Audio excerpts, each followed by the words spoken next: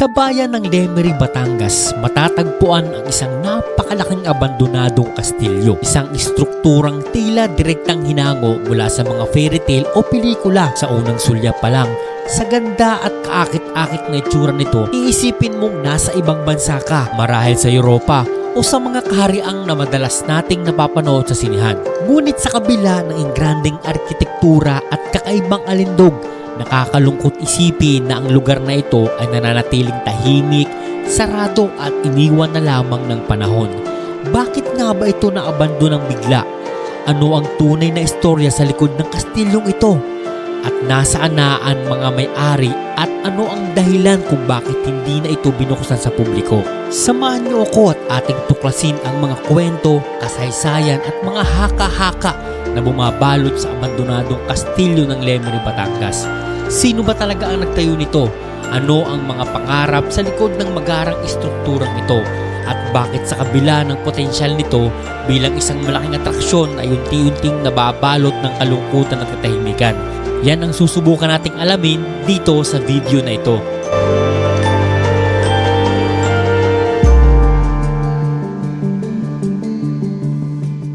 Bago natin marating ang sinasabi nilang abandonadong kastilyo, ay madadaanan natin itong The Heritage Town of Taal, kung saan dito makikita natin yung mga lumang bahay ng panahon pa ng mga Kastila, at dito makikita rin natin itong sinasabi nilang simbahan na talagang inukit ng panahon at gawa pa nung panahon ng Kastila. So pupuntahan natin at ipapakita ko sa inyo yung ganda ng Taal, na kung saan makikita natin yung mga lumang bahay na sumasagisag sa unang panahon.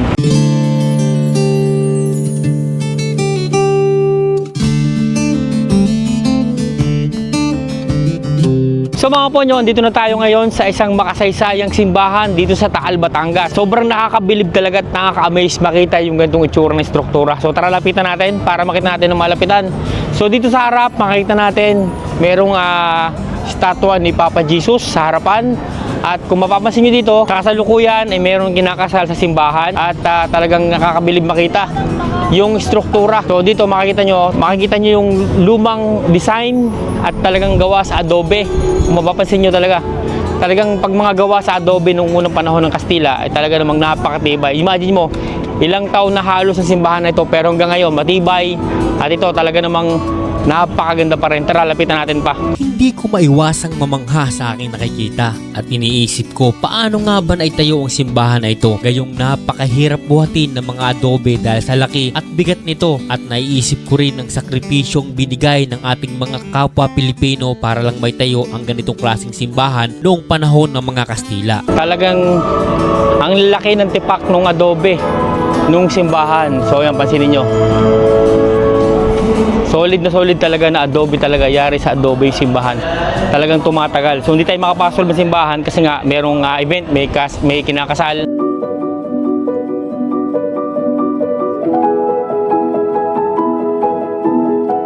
At dito mga kaponyo, sa kabilang side at sa gilid ng simbahan, makikita natin na isang makasaysayang kampana.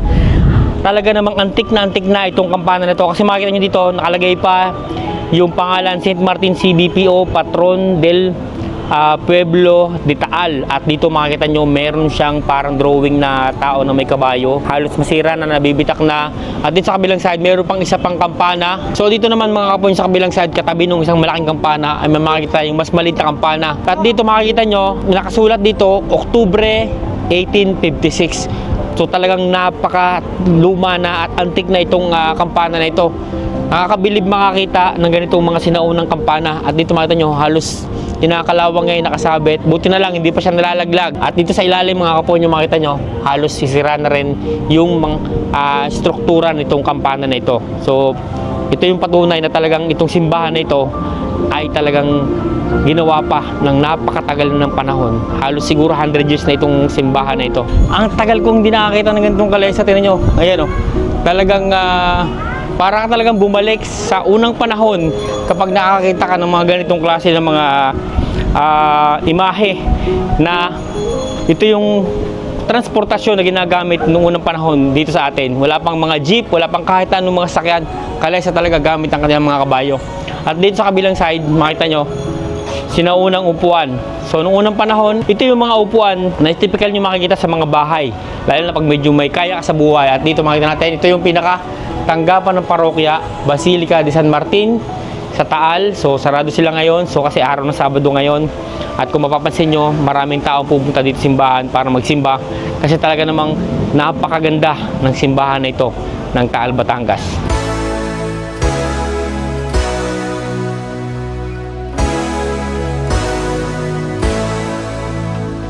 So mga kaponyo, bago tayo pumunta dun sa abandonadong kastilyo, tumigil muna tayo dito sa isang lugar para mag-charge ng ating mga gamit. Kasi hindi na naman natin na-charge yung ating mga battery, yung ating mga drone, nalilimutan natin, sobrang busy natin. So syempre, buti na lang, lagi tayong may kasamang EcoFlow River Tree Max Plus. So talaga namang napaka-helpful ng ating power station na to. Kasi guys, tingnan nyo, right now, nandito ako sa labas, pero ito, nakagamit ako ng electric fan na 220 volts. Kasi nga, dahil dito sa ating EcoFlow na to. So tingnan nyo, para makapagpalamig tayo, may dala akong ice maker. So nakasaksak siya dito sa ating EcoFlow na to.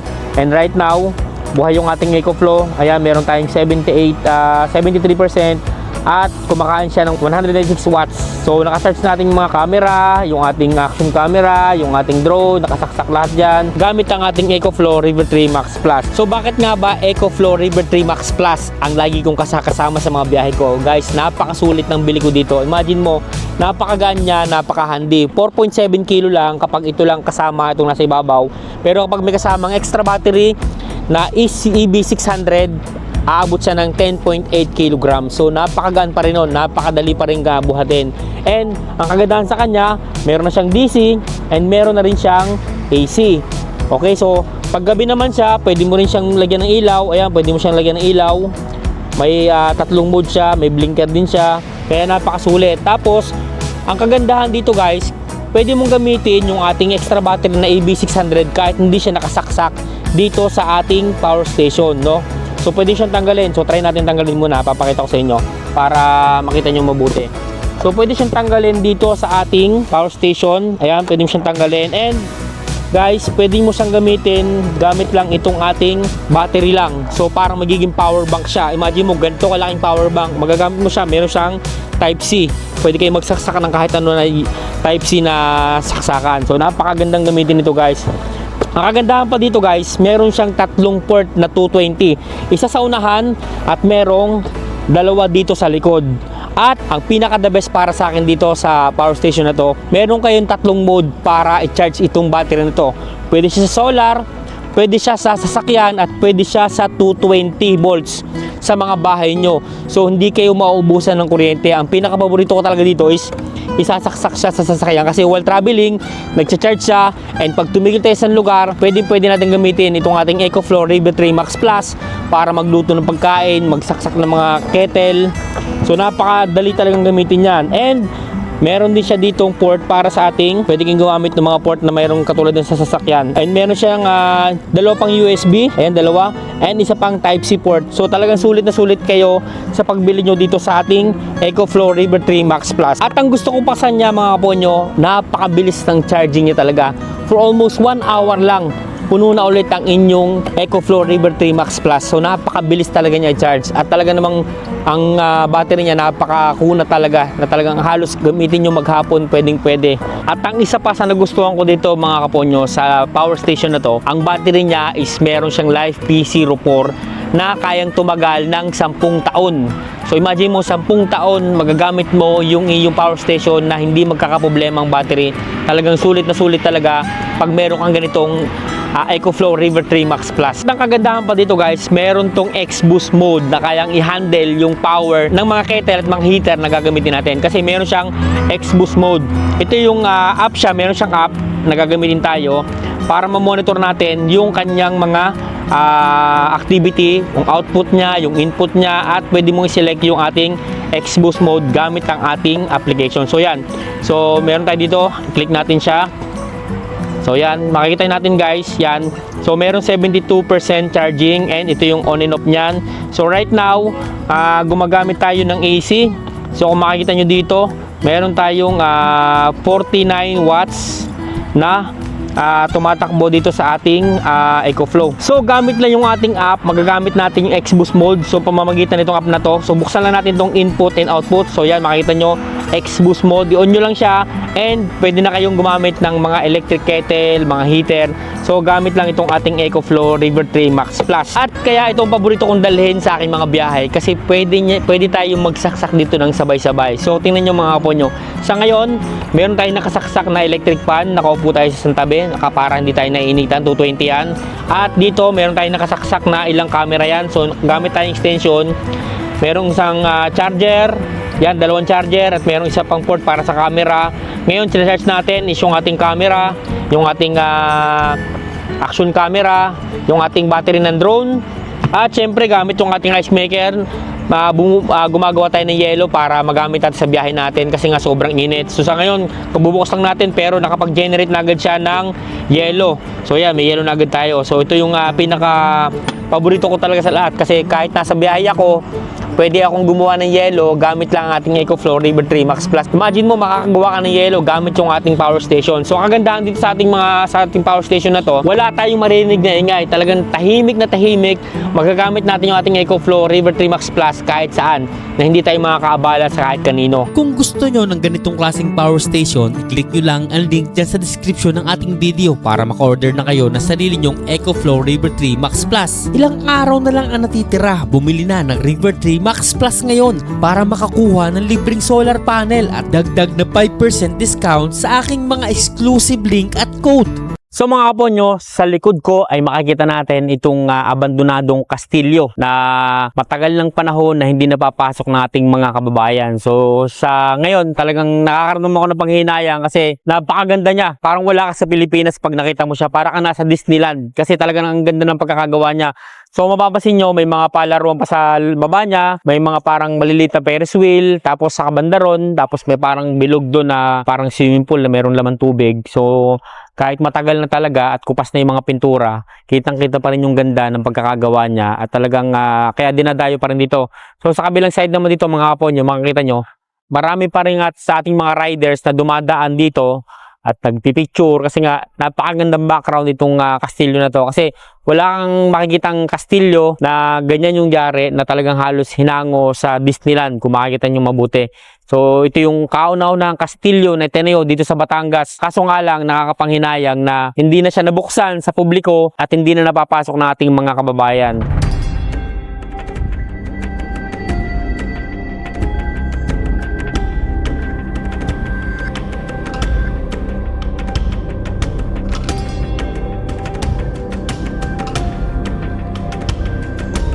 Nanay, pwede mo magtanong, hanggang ngayon po ba hindi talaga nakakapasok siya sa loob ng kastilyo? Hindi na po. Ang nakakapasok hulaan diyan ay mga homeowner lamang. Homeowners? Opo. Paano homeowners po? Meron po bang... May bahay po sila diyan.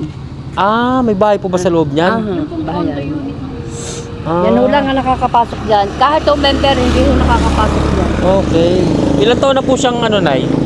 Sarado. Pag-aanim na taon po. Mag-6 na taon na rin. Sa Tagal na March. rin, ano? Sa March. Sayang, ano? Meron po bang balita na mabubuksan pa rin siya? O... Ay, kung mabibili po yan, ibababuksan yan. Binibenta po ba? Oo, binibenta. Kaya lang napakamahal, billion. Kastilyo po kasi, ganyan po talaga eh. Parang 5.2? 5.2 billion? Oo. 5.5 billion binibenta po. So yun, sinong mayayaman dyan, gustong bumili, 5.5 billion. 5.5 billion. Paduan patasin niya kaya ho tama sa mga 195 hectares. Ang sako po niya 195 hektarya. Yan Laurel, Agoncillo, Lemery. Napakalaki pala. So yun pala ang kasama niya. Talagang mahal po talaga. Kasi malapad po ang lupang kasama pala. Tama sa mga. Okay po. Ay dito ho, ang per square meter ng lupa ay 5,000. Per square meter. Okay po. Salamat po, Nay. Nakakababa pa rin po ba doon? May tao, may gwardiya pa ba Ay sa hanggang baba? di pula ang sa ano, buka-buka na din. Dito lang po sa harapan. Hindi po makakarating ng Mismong gate. Sarado na po ba dito ngayon? Ay hindi ho na, ay sarado dahil may gwardiya. Pero hindi po kayo makakalampas. Okay po. Sige Agad po. doon lang talaga kayo sumigil. Pero Nay, gano'ng katagal na po kayo dito?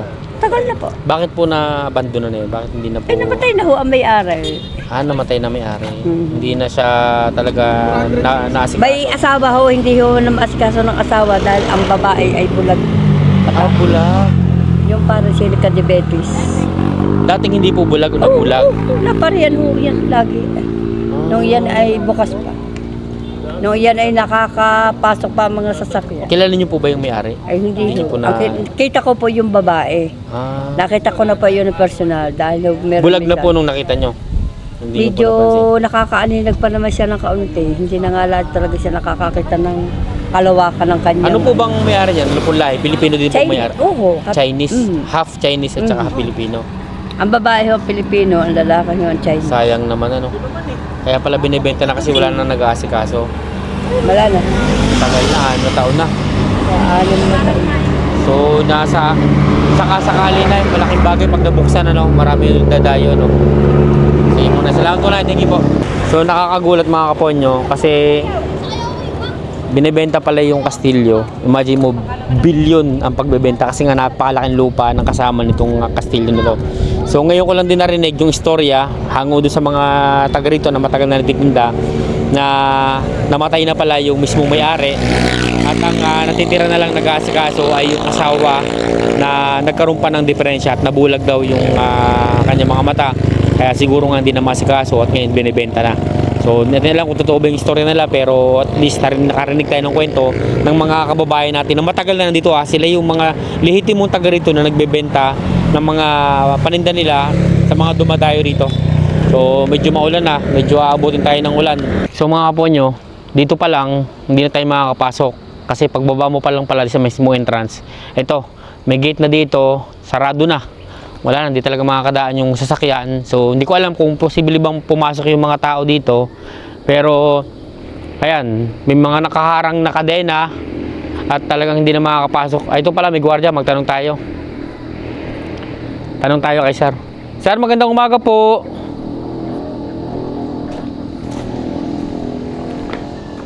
Sir, yung area, hindi na ba talaga nakakapasok dito?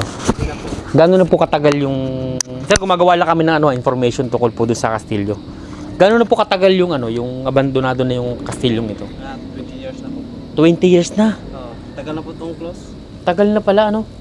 Bakit po napabayaan na? Ba't po hindi na po siya talaga inaasikaso? Ay, bulok na po dyan sa loob. Hindi. Mga salamin naglaglagan na. Sira na po talaga. Pero as for now po, yung mga tao, may nakakapasok pa rin dito. Yun, mga ano yan, mga unit owner. May sarili silang bahay dyan. Hindi lang po pala Kastilyo yung nasa loob. Hindi. Meron din pong... Condominium. may kondo rin sa loob. Oo. Sayang ano, hindi nakakapasok ano. So yung pong mga hindi homeowners o hindi nakatira dyan, hindi po talaga pwede pumasok. Hindi. Kahit po humingi ng permiso o ano. Oh. Doon sa Pasay po. Sa mismong ano nila, Sa mismong office. sa mismong office nila. Kung kailangan mag-ano dyan sa Victorial sa loob. Pwede. Pero yung mismong loob ng Kastilyo po, ayos pa, maganda pa rin, okay pa rin siya. Dyan po sa itaas. Dito po sa itaas. Sa mismong itaas ng ng Kastilyo. Okay, sayang naman no. Hindi pa natin makikita. So mga po yun, natin mapapasok yung loob kasi bawal daw pumasok sa loob ng Kastilyo. Pero nagulat ako kasi meron palang mga nakatirang mga homeowners mismo dito sa lugar ng Kastilyong ito. Yung po mga homeowners niya, matatagal na po sila dyan talaga. Tagal na po. So ginawa ng Kastilyo, meron talagang mga condo unit na may nakatira dyan. Meron po. Okay sir. Sige sir, salamat po na marami. Thank you po. Thank you po. Kuya, hindi kami pwede kahit sa labas lang. May kanto naman dyan sa taas. Pasok lang po kayo sa may kanto sa taas. Ito pong kanto na to? Dyan po kayo Malapit na po talaga siya. Pasok po sa sakyan doon? pasok po. Okay sir, salamat po. Thank you. Sige. Salamat po, sir. So yun mga po nyo, may tinurong daan si Kuya Guard na pwede natin puntahan para makalapit man lang tayo, makita natin ng ayos yung itsura ng mismong Kastilyo. Sayang talaga kasi talagang sa akin gustong-gusto ko siyang makita ng malapitan. So tingnan natin kung gaano kalayo yung tinuro ni Kuya Guard para mapuntahan natin. So tara, puntahan natin. So mga po nyo, ito malapit tayo. Mukhang makakalapit tayo sa mismong gilid ng Kastilyong ito. Hindi man tayo makapasok, yung makalapit man lang tayo, medyo masayang masaya na ako doon. At least nakita natin ng malapitan yung mismong kastilyo. Hindi ko alam kung may daan pa rito. Oh, ito yung gate sa likod. Wow. Pwede pa ba dito dumaan? May daan pa pala dito. Ayun oh. Ang ganda. At least. OMG, ang ganda naman. Bukas dito sa likod. Wow. Mga kapo nyo, para na rin tayo nakapasok. Tingnan nyo, nandito tayo sa may likod, sa bandang bahagi, sa may likod ng, nandito tayo sa may likod na bahagi ng kastilyo. Tara, puntahan natin. Ito, meron ditong gate. Ayan, malapit na, nakita na natin. Wow! Ang ganda naman ito. So, ito yung pinaka likod ng kastilyo. Ang ganda. So at least hindi man tayo makapasok, nakita natin ng malapitan yung mismong structure ng kastilyo na ito. Talagang masisilip natin. Sir, pwede po sumilip lang sa gate? Okay lang po sumilip lang? Baba lang po? Bawal po. Kahit po silip lang sa may gate lang? Okay, sige po. Salamat po. Sige sir. So medyo bawal talaga na lumapit. Pero at least nandito tayo sa mismong malapitan side ng kastilyo. So mga po nyo, kita nyo naman, sobrang ganda nitong kastilyo sa malapitan.